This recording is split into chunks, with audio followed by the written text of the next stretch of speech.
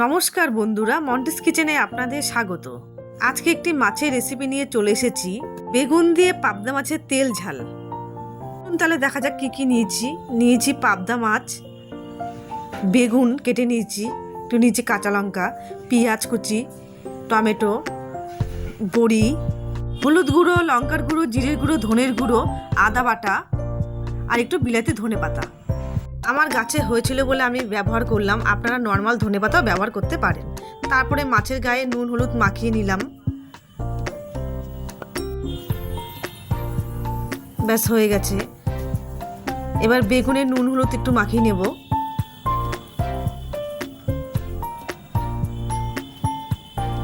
এবার কড়াইতে সর্ষের তেল দিয়ে,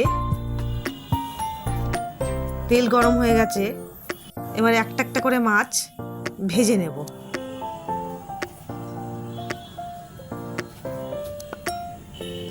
ব্যাস একদিক হয়ে গেছে, এবার উল্টে নেব। ব্যাস হয়ে গেছে, আমি উঠিয়ে নেব। এরকম করে সবকটা মাছ ভেজে নেব। এবার ওই তেলের মধ্যে বড়ি দিয়ে লাল লাল করে ভেজে নেব। ব্যাস বড়ি ভাজা হয়ে গেছে। এবার কড়াইতে সর্ষের তেল দিয়ে বেগুন লাল লাল করে ভেজে নেব।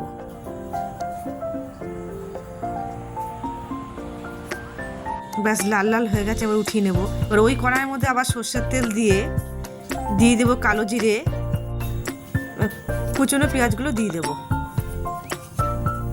হালকা লাল লাল ভেজে দিয়ে দেবো কেটে রাখা টমেটো। আবার একটু নাড়াচাড়া করে দিয়ে দেবো আদা বাটা। আবার একটু নাড়াচাড়া করে দিয়ে দেবো স্বাদ মতো নুন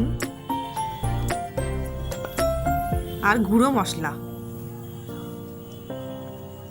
আবার একটু নাড়াচাড়া করে সামান্য একটু জল দিয়ে ভালো করে কষিয়ে দিয়ে দেবো স্বাদ মতন চিনি। আপনারা যারা তরকারিতে চিনি পছন্দ করেন না তারা দেবেন না। এবার কষানো হয়ে গেছে দেখুন।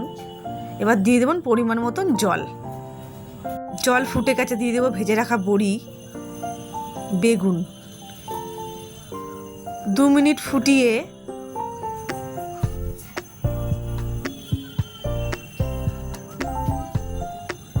দিয়ে দেবো ভেজে রাখা মাছ।